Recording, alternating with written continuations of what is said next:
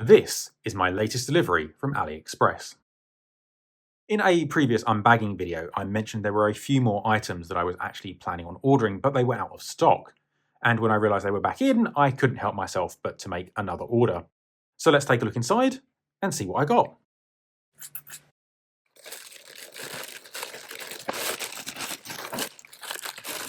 Okay, so we seem to have bags within bags. So let's take a look at the first few items.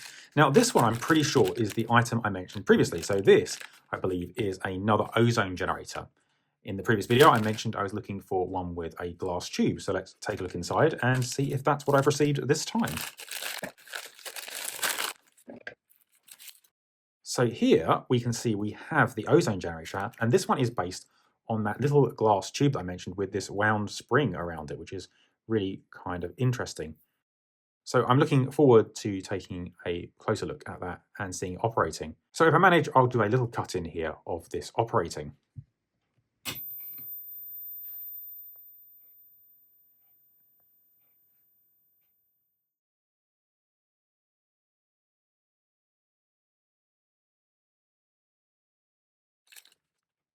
Okay, so here I have a little electronic kit.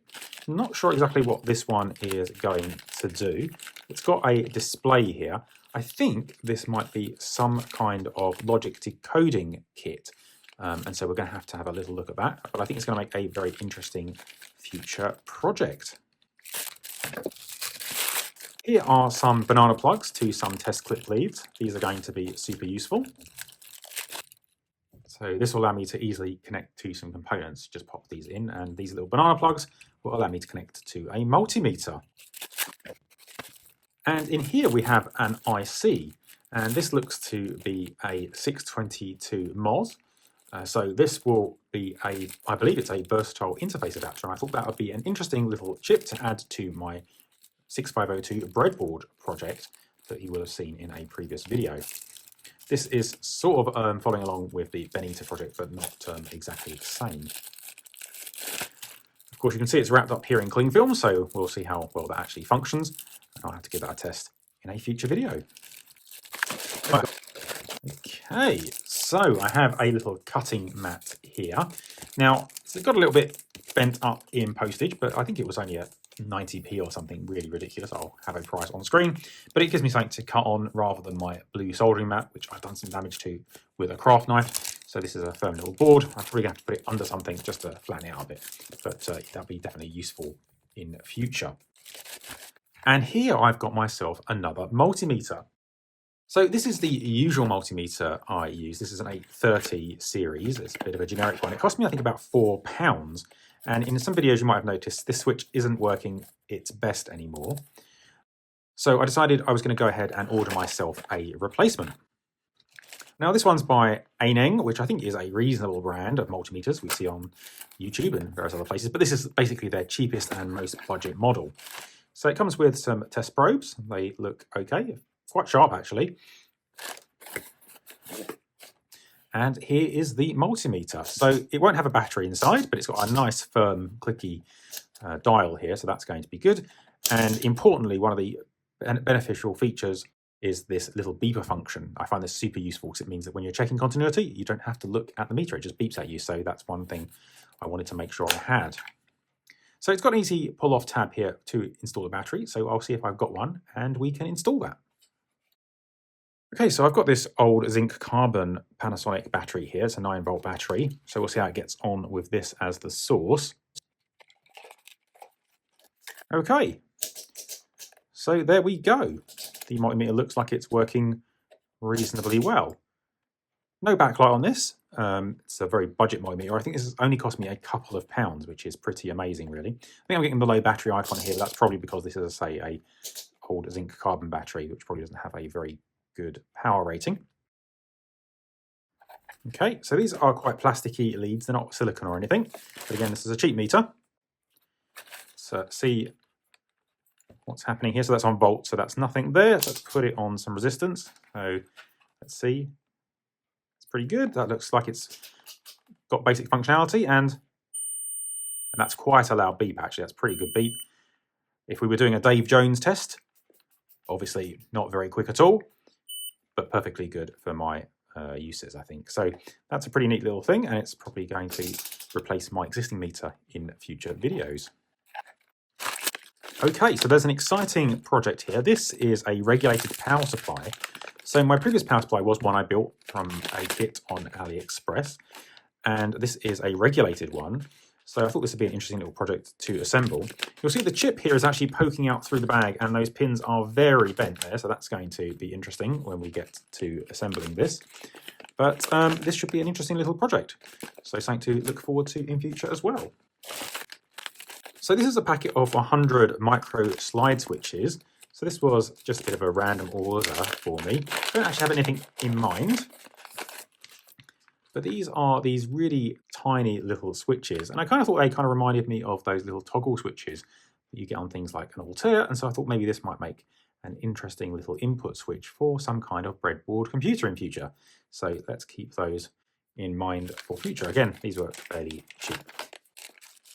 Another little project here, this is an infrared reversing radar kit. So this is actually a distance sensor kit that's based on infrared LEDs. So that'll be another interesting project for future videos.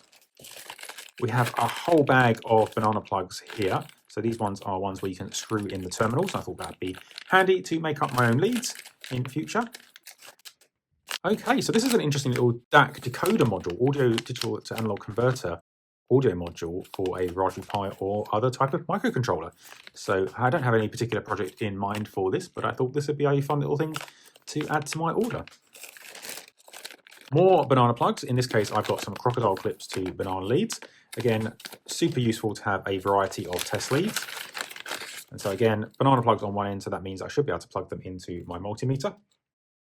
Goes in like so, no problem. And of course, we can also plug them in to my power supply from Maplin that I usually use when I'm not using my fully adjustable one. So that will be useful for that as well. Of course, that one does actually come with some crocodile leads, but it's always good to have spares. Okay, so here, this is a kind of Arduino style ESP8266 board. So you can see it's got the same form factor as an Arduino device, but it's got an ESP expressive board on here that's been assembled on, and I thought that'd be an interesting little board to play with in future. Kind of a neat form factor. It supports the Arduino style plug-in board, so that will be really nice to have as a form factor, and might be interesting to try and program. Okay, so this is some logic level converters. So in here we have these little boards, and if I can get the pins out of the way.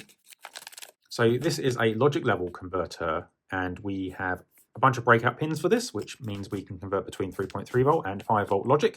And I think that'll be a handy little thing to do. Lots of new modules are running at the 3.3 volts, so it's useful to have logic level converters. And I thought this would be a nice little kit to have. And as you can see here, there are 5 of these in this little bag, so I'll have plenty of these for any future projects. Okay, neat. So you know I like some breadboards, and I saw this pack of multicolored ones. So these are mini breadboards, and they're coming in a nice variety of bright colors. More breadboard style PCBs. So I had some more expensive ones in the previous video, but these ones are the cheaper type of PCB material. And as you can see on the back, they are laid out just like a breadboard. They've got some power rails as well. Got a couple of these. These were super cheap. And I thought these would be kind of matching more of the sort of the 70s and 80s aesthetic that I've got for some of my projects. So I thought these might provide a nice little base for doing some of that kind of thing. So these could be very neat as well. Of course, you can't get an order without a breadboard, so I chucked a cheap breadboard in here. These ones are fairly low quality in truth, but any breadboard is better than no breadboard. So this one has a split power rail. I prefer them when they actually go all the way along, so I'll just have to add some jumper wires there. But just another one to add to my always expanding array of breadboards.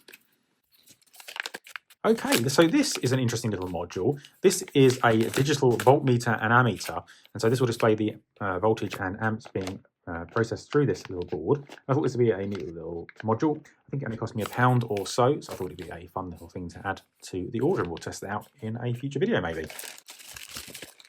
Okay, another little module. This one is an MP3 player module, and this can use a transflash or sort of SD card to allow us to play little samples on demand from an Arduino or similar microcontroller. And so, yeah, you can just about see it through the packaging there. I'm going to keep that in its anti-static packaging, nice and safe for now. But I thought, again, another microcontroller project in the future, potentially. Speaking of microcontrollers, this is an STM32 based microcontroller. So it's sort of in the Arduino Nano kind of form factor, but it allows me to program an STM32 chip right here. So I thought that would be fun. So this is actually an ARM-based chip, if I'm not mistaken. So I think this will be a really neat little project to play with. We can try and use a little ARM-based chip potentially. Okay, so these are just some chrome and gold coloured pens. I've been looking for some kind of bright reflective chrome pens, so we'll see how these ones come out. And hopefully this will be used for me to do some restorative work on some of my older computers and electronic kits, which use some chrome printing. Here we have another little microcontroller board. And in fact, I have a 2-pack of them here. And these are interesting because they're actually based on a RISC-V processor. So I've not actually used a RISC-V processor before, but I thought there'd be a fun little thing to try and program. So I've got 2 of these. They've got little USB-C connections. I'm not sure how to program them or what I'm going to use them for. But again, I thought these would be a fun little thing to include in this order. Ah, awesome. So more LEDs. I do love LEDs, as you know. And these ones are square profile LEDs, which I thought would look really neat. So when I did the Z80 CPU tester recently, that had a lot of these sort of rectangular or square, as I like to call them, but rectangular form factor LEDs, and I thought they looked really neat. So I've got a nice package here of 100 of those. So I've got some rectangular profile ones as well now. Okay, so this is a wire holder for use when soldering wires together. And I've got one of these already. You may have seen me use it in a previous video.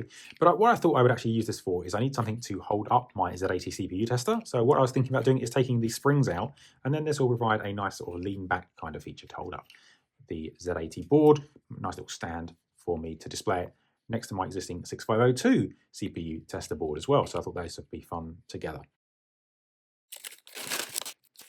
Okay, so this is another little module for use with microcontrollers. This is an I/O expander board, and you can see that's just described just here. So this gives you, from I²C, it gives you 16 I/O ports used for Arduino, Raspberry Pi, that kind of thing. Again, something else to add to the microcontroller projects that I might do in future. Yes, okay, perfect. So these ones really are more breadboard style, and these are in that sort of very cheap, low quality PCB material. But again, this really is matching the breadboard layout you can see here. And as I mentioned, I think these were super cheap, and I think they're going to sort of match the aesthetic that I was going for with some of my builds. And I think these will be a fun little way of assembling these little mini projects. And there you go, I've got a bunch of these. What's that, 5, I think, right there, for just, I think, around £1 or £2. Very cheap indeed.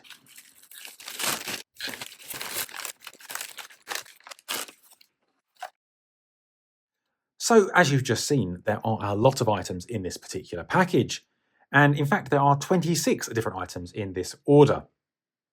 However, altogether, I spent just £27.59. So that's just a little over £1 per item. Now, the way I achieved such a low cost for all of these items here was by combining the different discounts and bundle deals that you can use on AliExpress. And one particular trick to maximize your discount is to break down your order into different orders. So in fact, this was 3 different orders that allowed me to maximize the amount of discounts I got on any individual combination of items. So if, like me, you're a bit of a bargain hunter and discount hound, it's worth fiddling with the orders and breaking them down to see if you can get a slightly better deal. Overall, I think there's a lot of fun stuff for me to look at in future here, and the multimeter will certainly be appearing in future videos, as well as some of the other equipment, and the kits will certainly come up as future builds. I'd love to hear about your own bargain hunting strategies in the comments below, and I'd be interested to hear what you thought about the items I've chosen. Do you think some of these were an absolute steal, or were they just useless junk that I shouldn't have had shipped halfway around the world? But for now, I think that's all I wanted to show you. I hope you found this video interesting, and I hope to speak to you again soon in the next one.